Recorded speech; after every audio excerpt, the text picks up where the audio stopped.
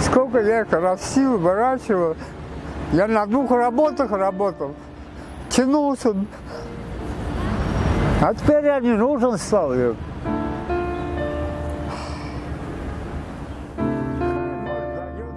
Я по помойкам не лажу, вот честно говоря. Я лучше попрошу у человека. Ну, рубль.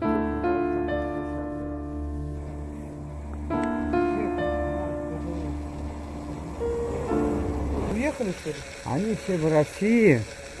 Они все в России.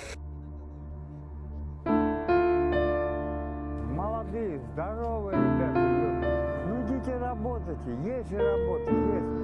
Я инвалид, коллега. Мне куда работать, правильно?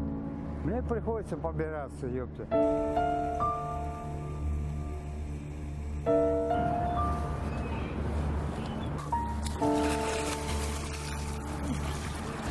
Ну, выпиваю. На 2-3 рубля. 100-150 грамм водки. А мне больше не надо.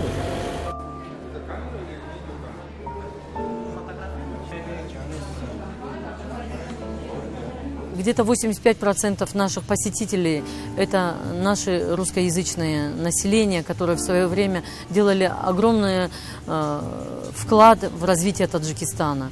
И у многих из них уехали дети, оставили их, не хотят их взять с собой в другие страны. Они сами должны найти нас. Тем более они знают, что я здесь, я бедствую.